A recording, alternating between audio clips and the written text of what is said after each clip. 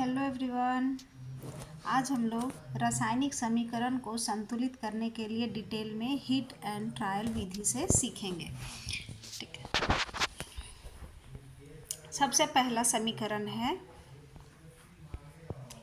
Fe plus H2O बनाया Fe3O4 plus H2।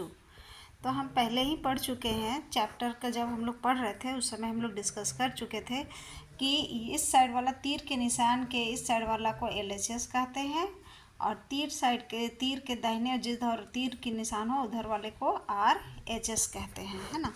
तो यहाँ पहले देखना है कि LHS में जो तत्व हैं उनके परमाणुओं की संख्या कितनी है और RHS में जो तत्व हैं उनके परमाणुओं की संख्या कितनी है। तो यहाँ हम ध्यान से देखते हैं कि जो LHS है, ठीक है, आयरन, उसमें परमाणुओं की संख्या 1 है, कुछ नहीं तो 1। हाइड्रोजन का 2 है, हाइड्रोजन का यहाँ पर 2 है। ऑक्सीजन का 1, तो ऑक्सीजन का यहाँ पर 1 है। अब RHS की ओर आते हैं। तो RHS में देखिए कि आयरन की यहाँ परमाणु की संख्या कितनी है, 3। ऑक्सीजन का कितना है, 4। हाइड्रोजन का कितना है, 2।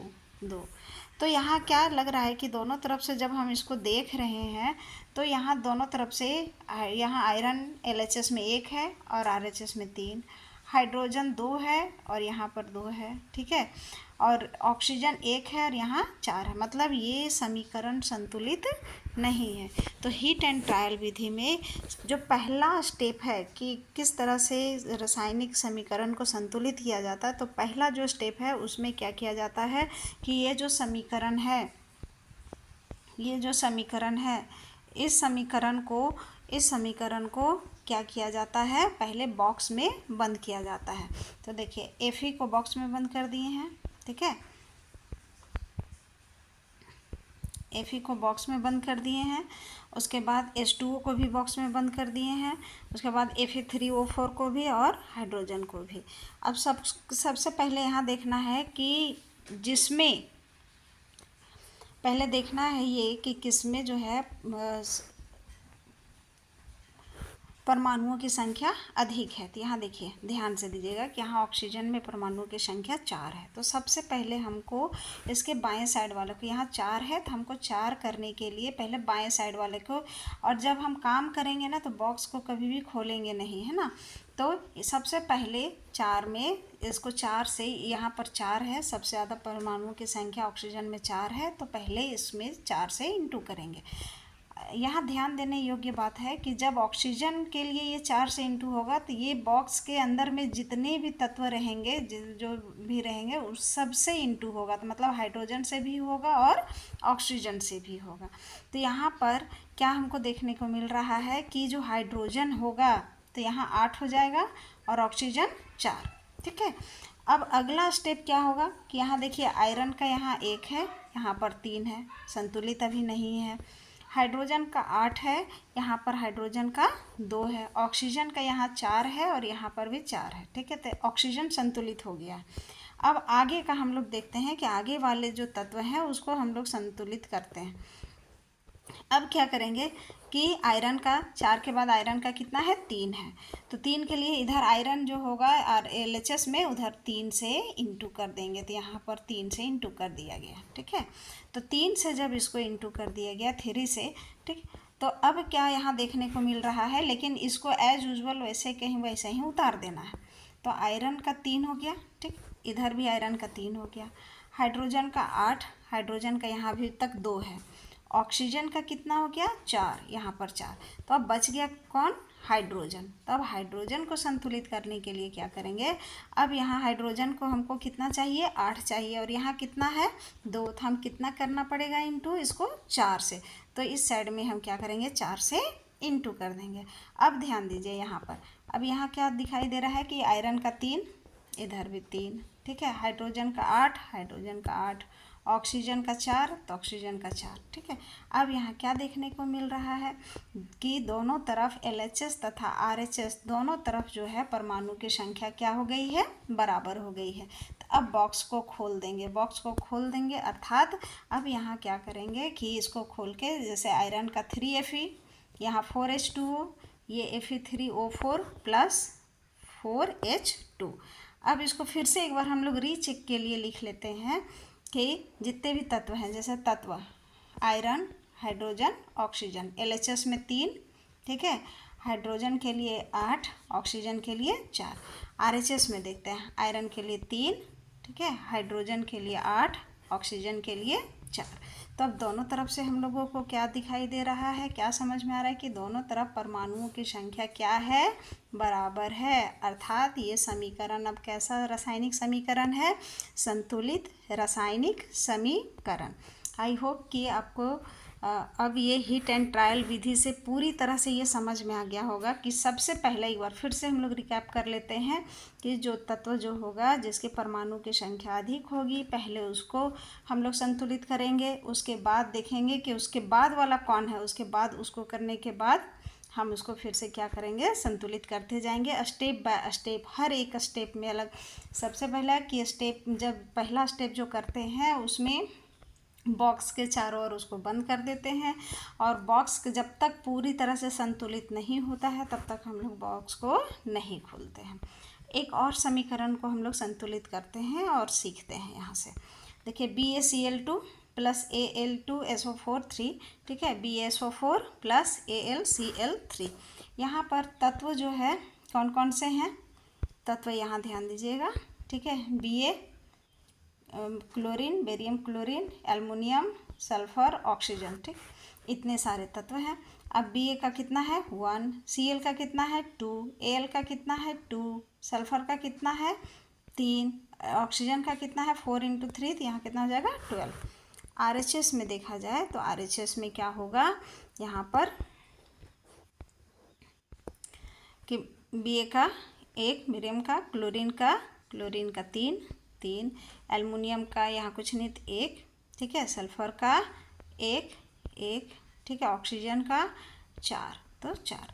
अब यहाँ देखने से क्या हम लोगों को समझ में आ रहा है कि यहाँ से यहाँ इधर के सभी बराबर नहीं है, अर्थात ये असंतुलित रासायनिक समीकरण है, ठीक है।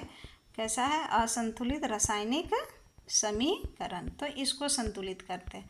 तो पहला स्टेप क्या है संतुलित करने का, कि जो समीकरण है उसे हम क्या करेंगे, बॉक्स में बंद करेंगे।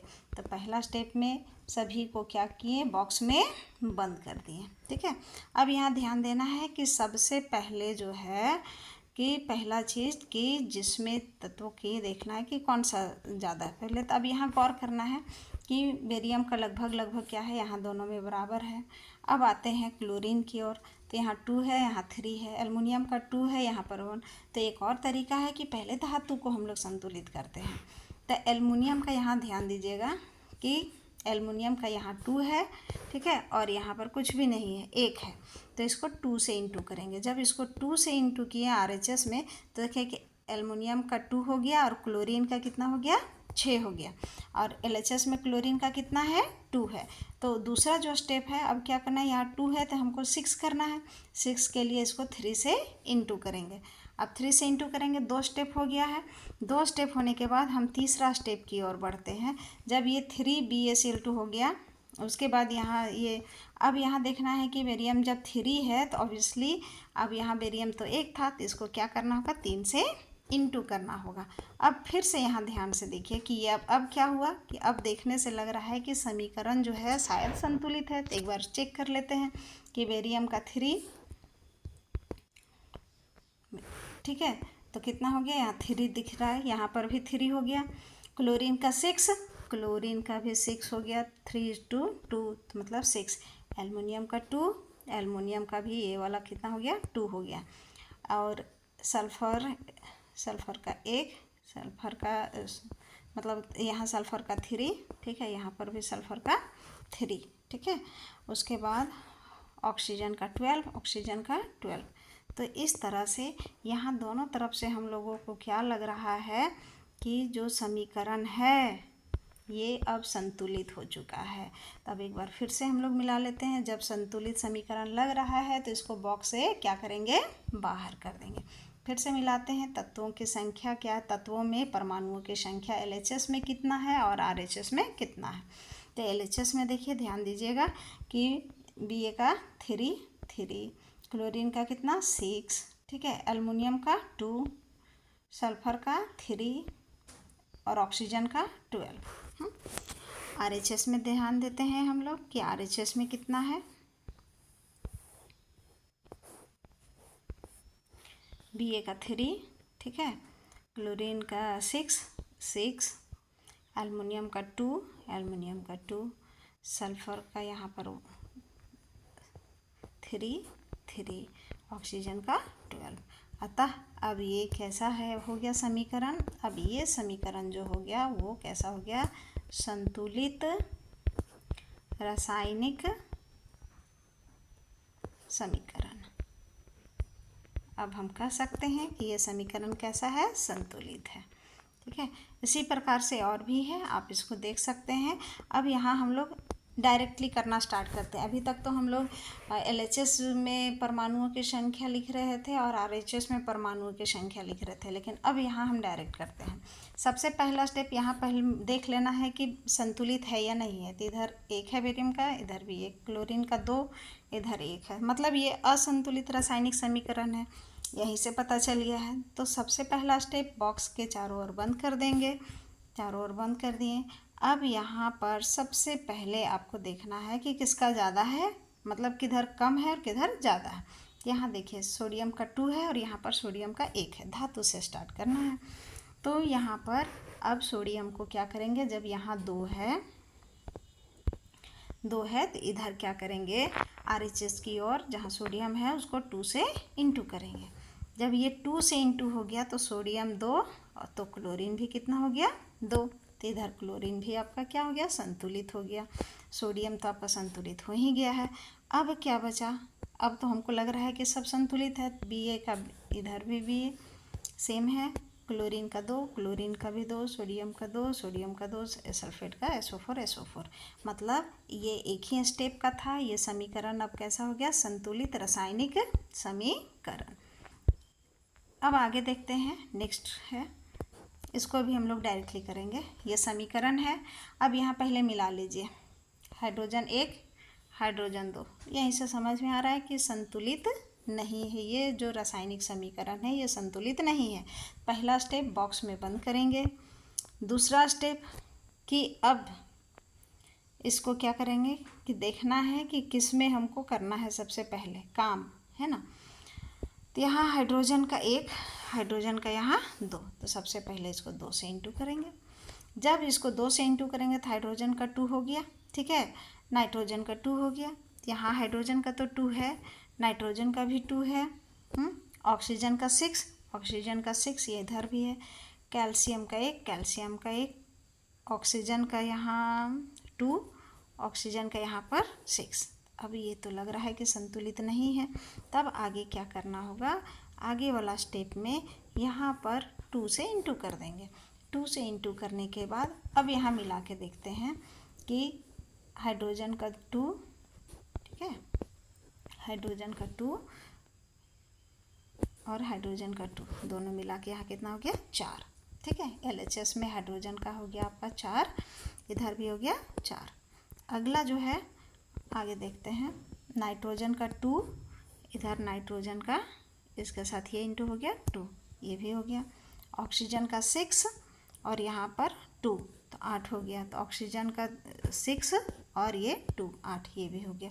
मतलब अब ये समीकरण कैसा हो गया, संतुलित रासायनिक समीकरण। उसी तरह अगला है जिसको आप आसानी से इसको भी आप संतुलित कर सकते हैं। तो इसको आप ट्राई कीजिए और इससे आप फिर से एक बार सीखिए। यहाँ देखिए कि कितने आसान तरीके से इसे बताया गया है। अगर फिर भी आपको ये वीडियो मतलब रासायनिक समीकरण को संतुलित करने समझ में नहीं आया तो आप हमको कमेंट कीजिए, एक बार फिर से हम डिटेल में इसकी वीडियो बना देंगे। लेकिन इतना पढ़ने के बाद अब हमको लगता है कि आपको भी समझ में आ गया होगा। अगर ये वीडियो आपके लिए थोड़ा सा भी हेल्पफुल होगा आपके लिए तो चैनल को लाइक, शेयर और सब्सक्राइब करना ना भूलें। Thank you.